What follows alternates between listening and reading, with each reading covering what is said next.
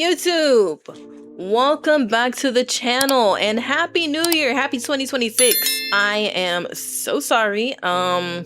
But you know, the end of the year got a little crazy and busy, but we are here today. So the next series of videos were meant to be distributed by the end of 2025, but that did not happen.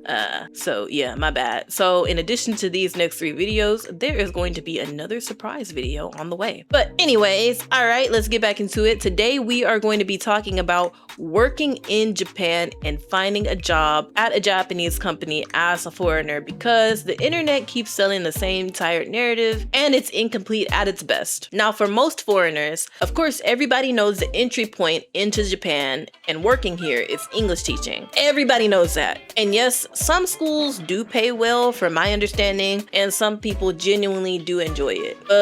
For me, it ain't it. Look, I'm not built to teach. I don't care about anybody else's kids, and I don't want to wipe noses or manage any classrooms. And unless those children came out of me, that's just not my body. So English teaching was never going to be an option for me, especially as a long-term plan. Now, when it comes to job hunting in Japan, everybody uses the same website. Now, if you live here or work here, you already know which one.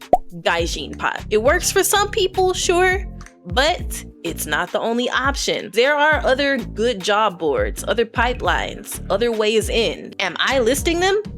No. Listen, I am a D1 gatekeeper. I am gatekeeping on purpose. I like my options uncrowded, and I'm not pretending I don't know what's going on. Other creators play dumb. I'm not doing that. I am genuinely letting you know that I am gatekeeping. Now, once you actually land a job at a Japanese company, that's when the real adjustments start. First thing you need to understand, your job title does not matter. It doesn't matter the job that you applied for. If you applied for marketing, be prepared to also do design, photography, bookkeeping, translation, data entry, and maybe even some coding. This isn't a scam.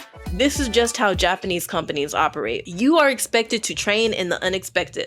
Always. And this ties directly into work culture. Japanese companies rely heavily on unspoken rule. It's not just politeness or keigo, it's timing, vibes, and reading the room and knowing what you're supposed to do without being told, at most. One wrong move doesn't get addressed directly. Things just feel off. Nobody explains, nobody clarifies.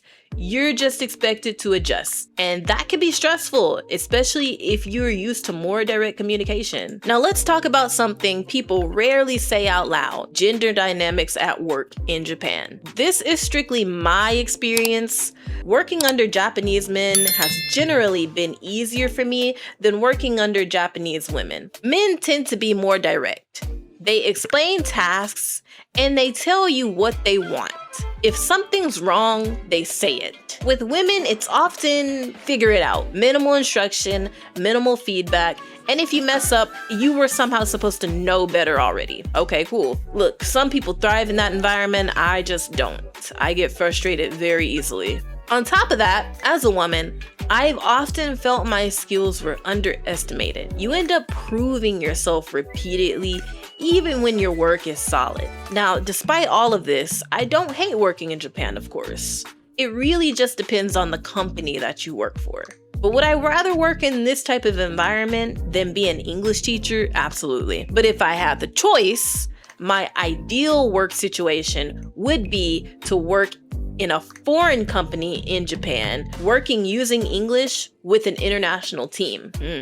Those jobs do exist, but they are very rare. And when they open up, they close immediately because every foreigner wants that job, of course. If I ever leave my current job, it would be for one of those. But here's the bigger issue, and this is structural, not personal. Japanese work culture lacks compassion and flexibility. Mental health is not acknowledged.